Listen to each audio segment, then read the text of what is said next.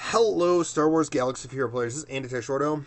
Today I'm going to be covering Xanadu Blood, the ship of Cad Bane. So I'm surprised it didn't go with some of the others, but hey, at least we're getting a new ship for bounty hunters. It's good that we're getting. There's a few characters that still have yet to get one. Dengar, IG-88. I'm going blank. I think Greedo actually had one, but I'm not sure on that one. The recent release of Jango Fett, I'm sure they'll release a Slave 1 variant for that one, being Jango Fett and Zam Wessel. So we'll see if that happens later on in the month. But for the most part, the kit reveal for Xanadu Blood is pretty cool. It kind of actually ties in with Bosk's ship a little bit, so I'll go over that. But before I do, I just want to say I'm still on the edge on... I'm a little more on the edge, less on the edge and more towards ships, and I do hope they succeed because, you know, in Star Wars universe, ships are literally my favorite thing. I like looking up ships, the designs of ships. More, you know, a lot of the times it's more of the capital ships, but hey, I still like them. But for the most part, I would love to see Xanadu Blood. I mean, not Xanadu Blood, but other ships be added in. There's a ton of ships they can add in. Yes, that means a little bit. They would need, first off, a month to just add random ships in. Literally, add ships in. So the login character would be technically a login ship. Unless they do the split like they did one month where they had two characters. So they did. So you would have the first half of the month, you would get character, and then the second half would be their ship. That's fine. I don't care. As long as we start getting ship, you know, ship love.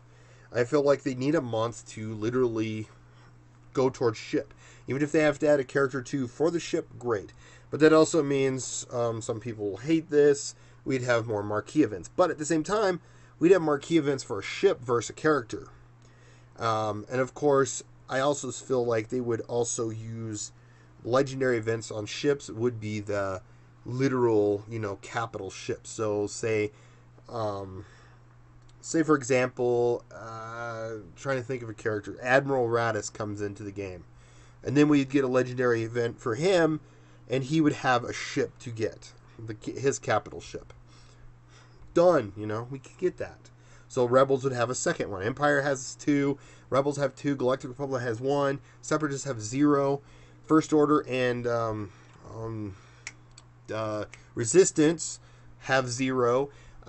Scoundrels have 0, which they could have 1. Hondo Onaka's ship. Haha. He can support Bounty Hunter and Scoundrels all together. But for the most part, yes. I feel like they do need at least a month or 2 in a row where they focus mostly on ships. And if they do add us characters, just give them free-to-play characters. Maybe a few that could add in as marquee, but mostly free-to-play. So we can get some characters for those ships, but mostly ships in general need to be, you know, add a few more. Add like 5 to 10 in a 2-month period. I know that'd be a lot, but at least adding ships that have, for characters already, you know, in the game, like Anakin, Jedi Knight Anakin would have a ship. Maybe Commander Luke Skywalker would have a ship. It's, you know, if we finally get Cad Bane to get one. Asajj Ventress still needs a ship. So, you know, there's just quite a few different characters that still need ships in the game. So hopefully we get it. There's a couple of bounty hunters that still need ships. So, but outside of that, I just wanted to mention that. So let's go ahead and get into it. I apologize for that long rant, but Xanadu Blood. He's dark side. He's bounty hunter, scoundrel support. So yeah, that's cool. And he shuts down enemy defenses. Sweet. So final text on his basic. Deal physical damage to target enemy with a 65% chance to attack again. Cool. So again, it has that basic like Cad Bane's basic. Inflict breach for 2 turns. And if you remember, one of the best new tanks in the game, Bosk's Houndstooth, needs breach to help, you know, if his taunt is dispelled, he reapplies it. Now Xanadu Blood's throwing breach around, not bleach, breach.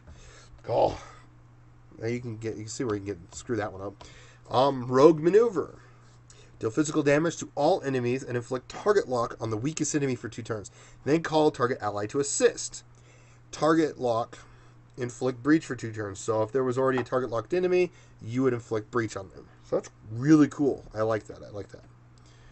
Breach also gives negative 25 speed and defense. While Xanadu Blood is active, also Breach enemies have negative 25% offense. So, going into it though, Cloak and Dagger. Xanadu gains stealth for 1 turn at the start of the encounter, and whenever another scoundrel ally suffers a critical hit. Well, that's interesting. Whenever another scoundrel, so say Boba Fett, is standing out for some reason, he gets critically hit. Xanadu Blood gets stealth. Okay. Bounty Hunter allies all deal bonus damage equal to 10% of the target's max health while when damaging breached enemies. So that's kind of cool. Deal bonus damage. That's awesome.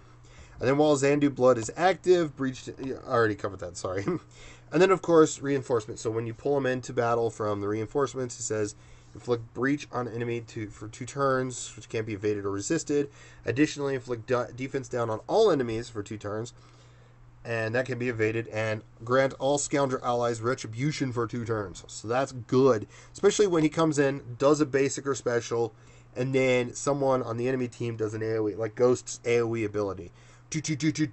And then everyone reattacks the Ghost and kills the Ghost because he brought in retribution. That's huge. So I will say, once more bounty hunter ships come into play, Xanadu Blood is gonna, be a really good reinforcement. I still feel like Slave 1 is a really good reinforcement as another tank, while Bosk's Houndstooth is best as a tank on the main field. Again, like I said, there needs to be a few more characters to make more of these bounty hunter ships more viable, being like Dengar, IG-88, Jango Fett's Slave 1. Once these characters get their ships, that's when it's going to be game-changing. So until then, these are the characters we'll have for now, and then we'll wait and see what comes out of this month. Other than that, thanks for watching. I don't have much to cover on this. I'm not a ship person versus the character person. Outside the fact of what I said at the beginning, I love ships. And the ship, I will say, cool design. It's cool design. Cockpit's in the middle, not off to one side or the other like the Millennium Falcon. When you're piloting, you gotta worry about a hole left of you. It's like, oh, I gotta worry about the whole left. Make sure I don't run that half into something. I'll blow up. So, but other than that, thanks for watching. I really appreciate it. I can't wait for more bounty hunter ships to come out, and as well as other ships to hopefully make ships more fun. Thanks for watching, and have a wonderful day.